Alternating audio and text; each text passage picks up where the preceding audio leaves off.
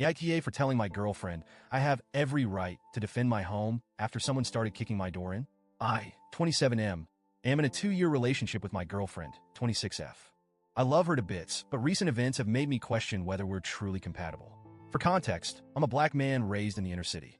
Life taught me to stay on high alert. You lock your doors, keep an eye out, and know how to defend yourself if it comes to that. My girlfriend, on the other hand, grew up in a quiet suburban neighborhood where nothing dangerous ever happened. Our upbringings couldn't be more different, and until recently, I didn't think it mattered. But now, I'm not so sure. I've been taking care of my mom for the past 6 months. She's recovering from major surgery on both legs and can't walk at all. Her room is in the back of the house, right next to the porch door. My mom's safety is my top priority. She's completely vulnerable. She can't even sit up without help, let alone move to another room if something happens. That vulnerability is why what happened last Wednesday has shaken me to my core. It was just after 2 a.m. My girlfriend was staying over, and we were both asleep when my phone buzzed. It was my mom calling.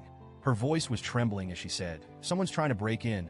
I froze for half a second, my brain processing what she'd said. Then I heard it bang, bang, bang, coming from the back of the house. Someone was kicking the door. I shot out of bed, adrenaline surging. My girlfriend woke up and asked groggily, "What's going on?" I didn't have time to explain.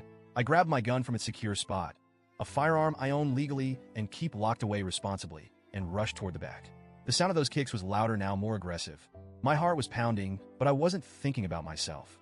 All I could picture was my mom lying there, helpless and terrified, just feet away from that door.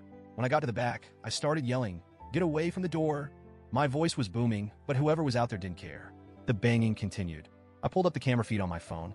The porch light was on, and I could see them clearly, 3 people, all in dark clothes.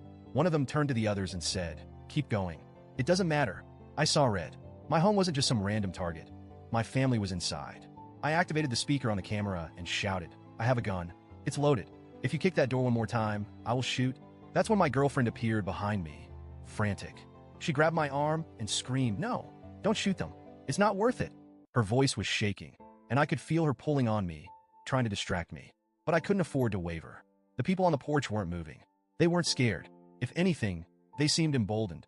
I put my phone down, cocked my weapon loud enough for them to hear, and said, "I'm counting to 3. If you're not gone by then, I'm firing." I started counting. 1. Before I could say 2, they bolted. I stood there for a moment, my heart still racing, trying to process what had just happened. My mom called again, crying and asking if they were gone.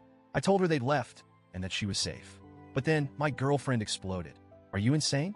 You can't just threaten to shoot people," she shouted. "What if you'd actually hurt someone? What if they'd had a gun too? You could have gotten us all killed." Her words hit me like a slap. I just prevented a break-in, maybe even saved lives, and she was yelling at me? I snapped back. "We're not having this conversation right now. I need to call the police." Looking back, I should have called them earlier. But at that moment, all I could think about was protecting my mom. The police arrived about 15 minutes later. They found shoe prints on the fence and on the back door, clear evidence of the attempted break-in. They patrolled the area, but didn't find anyone. Once the cops left, my girlfriend unleashed on me again.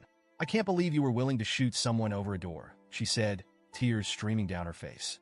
"It's just a door." Her words cut deep. "This isn't about the damn door," I told her. "It's about my mom lying there helpless. What if they'd gotten in? What if they'd hurt her? Or worse? I'm not going to sit back and hope for the best when my family's in danger." But she wouldn't let up. There's never a reason to hurt or kill someone. Ever. Violence isn't the answer. It just makes you as bad as them. I couldn't believe what I was hearing. The only reason you think violence isn't the answer is because you've never had to deal with real danger. You've never had to protect someone you love. That shut her up, but the damage was done. She spent the rest of the night in stony silence, and since then, she's barely spoken to me. The more I think about it, the more conflicted I feel. On one hand, I understand that my girlfriend comes from a different world. She's never had to deal with violence or crime. To her, the idea of using a gun, even as a last resort, is unthinkable. But on the other hand, I can't apologize for what I did. I wasn't looking for trouble. I didn't go out there hoping to hurt anyone. I just wanted to protect my home and my family. What frustrates me most is that she doesn't seem to understand the gravity of the situation. This wasn't a hypothetical debate. This was real. 3 people were trying to force their way into my house. If they'd succeeded, who knows what could have happened?